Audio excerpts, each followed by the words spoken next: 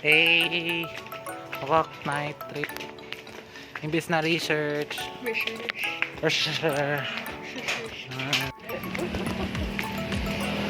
Walk night.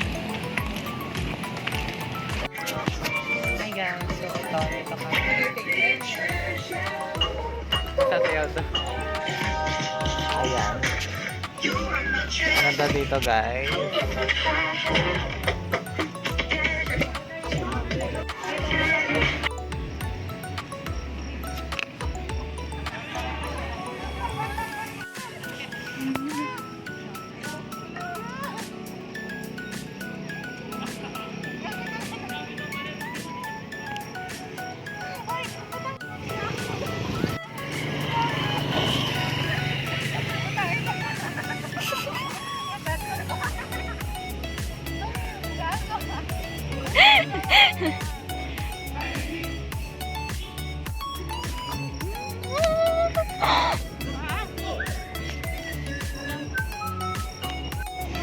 Kasi ito, napapanood ko. Yes. Oh my gosh. Ba't pinapanood yun?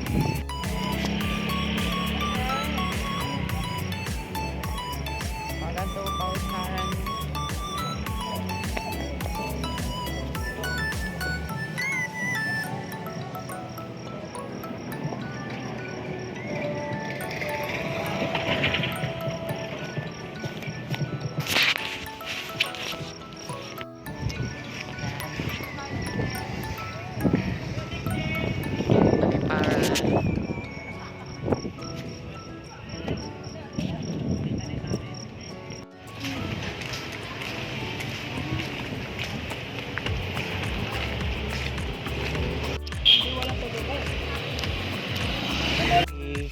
Bili baboy.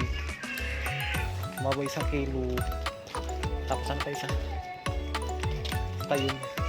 And look at my hair, so crazy. Yeah. That's what we're gonna do right now.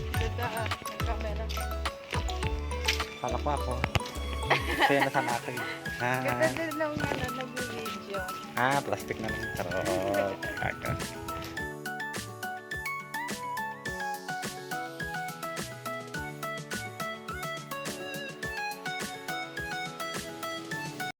Hi, so I'm in the backyard right now. Trip ko lang photo shoot. And yun lang. So, tabi ko nga ito, bibigyan kayo ng pagkakataon sa sarili kong enjoy lang muna yung natitirang araw sa sem break namin. Kasi, expect ko na sa susunod na araw may busy na naman ulit. So, makawalan ako ng time to have a hangout moment with myself. And also, ayun ang photo shoot and all stuff na gusto ko sana gawin. Try ko rin best kong magawa lahat kasi alam ko by the next few days may busy na ulit. So, ayoko na sayangin yung araw. So, ayun na. So, ang bilis ng oras. Ano oras na kaya? Today it's around 3:27. So, mag-aalas 4 na halos. So, ayun nang nakaka-disappoint kasi tayong yung oras and mas ang dami yung sa'yo na oras. So, ayun, saka pero yun lang so siya na medyo yung hair ko sobrang messy. I know, sabog kaya natatong araw wala nanigigo. And this right now talagang ito siguro yung pinaka nakaka-devastating part of my life, which is all the stuff that's been going on, pati na rin sa through academics and stuff like that. Sa academically, oh my gosh, I don't know what I'm saying, pero ayun lang, kasi ang hirap talaga ngayon kasi I was suffering right now ngayon sa research namin kasi ang dami nagkaroon ng misunderstanding sa mga kagrupo ko and nag-solve yung group namin. And right now parang ginagawa ko na ng paraan para makisali sa ibang group. Hindi ko alam kung papayagan kami ng prof namin kasi it's been second sem na. Siguro kung naglipatan ng group dapat sana noon pa. Pero di namin magawa kasi nga syempre sabi nila wag daw. Pero ngayon kasi na wala na, sumuko na. I just ang daming disappointment nangyari kasi tumuloy ako sa paliparan ng Thursday kasi expect ko nun by that night or next day magagawa na kami, pero nangyari walang ang daming excuse ng iba. So, yung isa kong ka-member talaga nagalit na, and then sinabi na lilipat ng ibang group. And, you know, parang hindi ko na alam na gagawin ko kasi ako hirap na rin talaga ako, honestly, at saka ang hirap ng i-handle yung mga ganun. So, at saka pakonti na rin kami kasi talagang dami na umalis doon sa research group namin, talagang dami umalis. Pero yun na, kaya gumagawa na ako ng paraan ngayon para makasali sa ibang group kasi may hirapan ako niyan kasi tsaka maapektuhan yung grades ko. So right now I'm just doing my best and naghahanap ako ng way para makasali na lang sa ibang group para din, 'di ba, hindi para maiwasan din na magkaroon ng fail na grades sa research. So yun lang. Sobrang daming problema, like as in also I'm dealing with family problems, especially friendship. Definitely one of the main problems I've been dealing with right now. I'm just trying my best to just focus on positive things and just make myself happy a little bit, even though I've been struggling right now. Then there's so many problems and yun. And also, yung pala, nabalita ko rin nung isang araw ng gabi na na-hospital si Sam, na-confine siya sa hospital. Because of, yun nga, dahil sa constipation. I think yung constipation talaga, guys, is si Sam talaga. Problema na talaga niya yan since nung Pasko pa. And, basta parang ngayon lumala talaga, as in, they said na dumumi si Sam na may kasamang dugo. So, dun sa parang sila na takot na sila, so nila na sa hospital si Sam, yung sinabi na baka ma-confine para talaga na ma-address na yung problem niya sa pagdudumi niya and all the stuff. So, that's what's happening right now, na nasa hospital ulit si Sam ngayon kasama yung tita ko, and yes, yung mga pinsan ko pupunta na lang ngayon doon para bisitahin siya. And me right now, I can't even go there because like I said, there's so many problems going on in my family, and I just want to just distance myself, just iwasan lang muna yung mga iwas muna ako sa gulo. I think that's the best reason why na hindi ako makapunta. Pero I'm I still worried, I still care, and even though we're not together anymore, there's still awareness that in me that I still care even though I'm not there anymore, so yes. So it's been a lot, and I can't even know how to just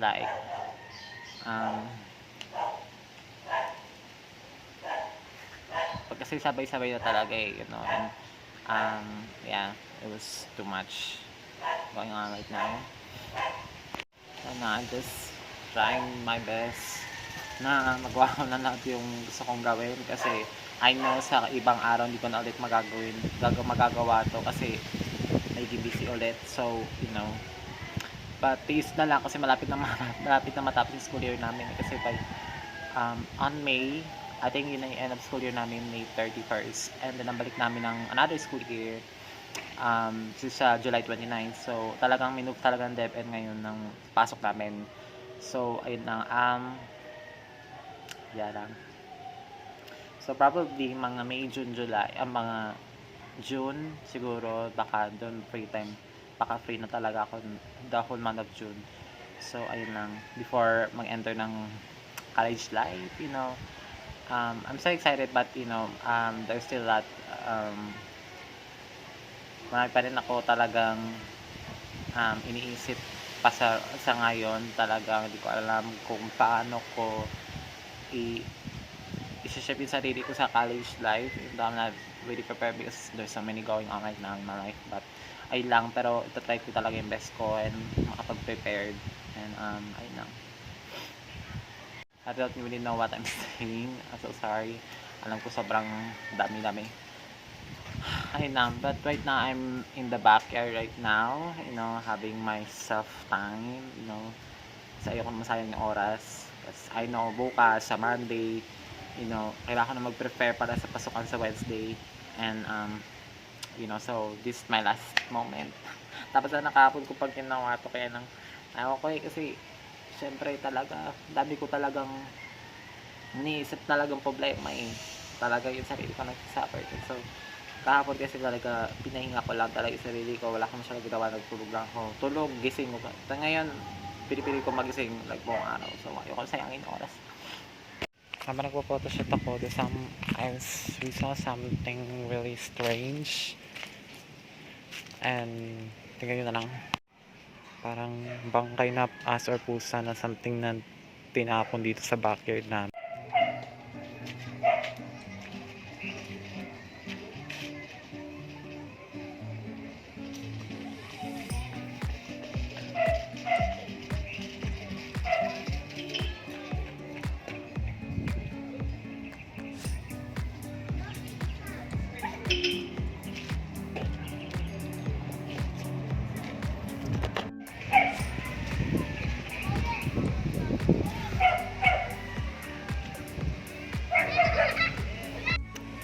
Guess where I am? Nasa rooftop ako namin ngayon. Yan, maganda dito sa rooftop. You know, so refreshing. And ayun lang. So may papakita pala ako sa inyo guys. Hindi ko pala napapakita ko ever since. Pero ito siya. Ayan, ang ganda. Ito yung pinakamaganda part sa pakin. Ayan, poise na design na part. Ayan. Ganda diba? Tapos meron kami dito yun na nga, yung mga chandelier ay mga, ano yung mga lights na ano. Tapos ito, papakita ko.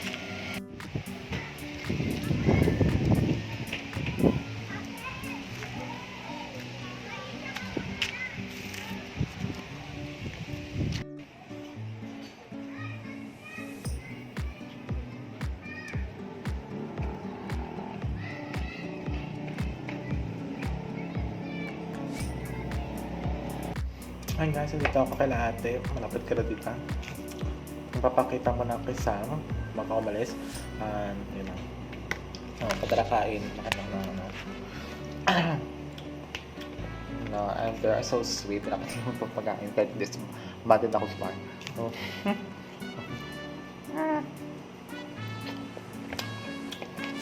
yun lang. Ano.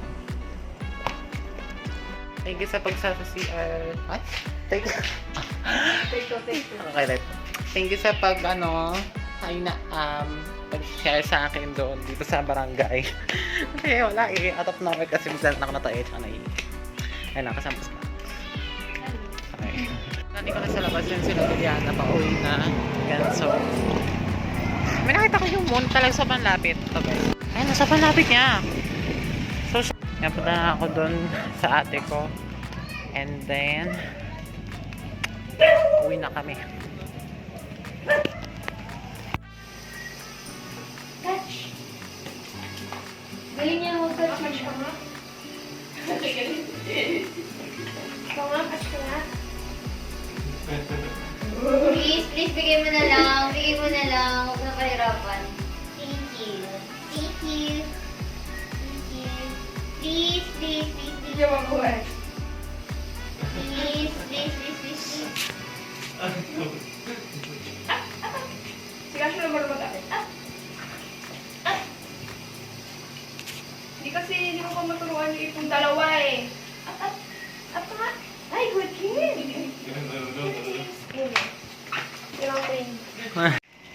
Sige, siya naman ba? Ito ay, kaya ba umapa ako. Ay, Venus na kita.